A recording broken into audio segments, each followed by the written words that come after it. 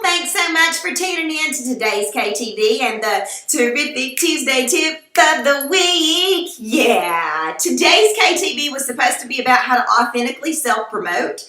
And I got the intuitive hit this week that it just wasn't the right time for that. So my apologies if you showed up here looking for a KTV about self-promotion. There will be one coming out in the next few weeks. But I have learned after years of running my business and years of banging my head against the wall trying to run it from my head and not trusting my gut that sometimes you just need to listen to that intuition, and this was one of them.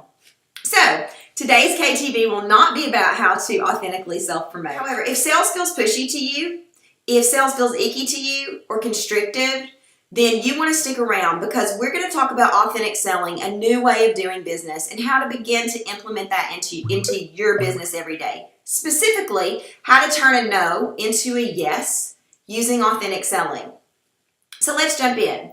How many times have you been launching something or had a strategy session or a consult or a strategy call with someone and heard it's just not the right time? And you know I'm a big believer in follow-up, right? I know that follow-up makes a huge difference. It's a way for you to add 50% more yeses, 50% more money to your bottom line, 50% more customers that you can help. 50% of all sales are closed through follow-up communication. And we've talked lots here at KTV about the right way to follow up and how to follow up without it feeling icky or pushy. But today I want to add a piece to that puzzle for you.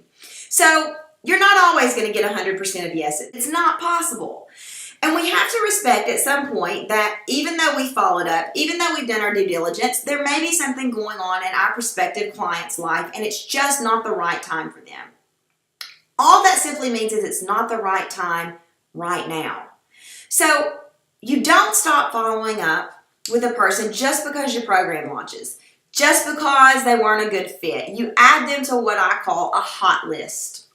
You create a hot list of people who were interested in working with you, people who it just wasn't the right time or it wasn't a good fit. Create a list of those and then follow up with those people 90 days later, follow up with those people 6 months later, follow up with those people 12 months later. Whatever feels authentic to you, follow up with them. You're not going to follow up with them with a sales push. You're going to follow up with them the way you would follow up with a friend. You've heard me say it before. You're going to hear me say it again. All things being equal, friends buy from friends. All things being unequal, friends buy from friends. Treat your customers like you would treat a friend.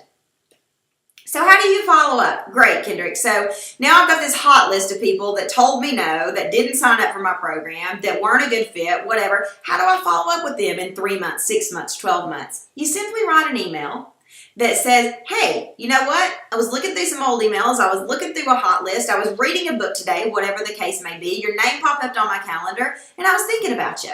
I remember that you were struggling with X when we spoke 3 months ago, and I just simply want to check in and see how it's going. The goal of following up this way is to get a conversation started. They may not have been a good fit 3 months ago, but they could be a perfect fit for something that you have coming up. They may not have been a good fit 6 months ago, but you could have a free resource that you could send them that would help them out so much, and that would create a raving fan. So, what to do with those people who say no, and they mean no, and they don't buy from you? You add them to a hot list, and you follow up with them in an authentic, loving, friendly way in 3 months, 6 months, 12 months, whatever feels right to you, and check in with them and see what can you do to help them move forward.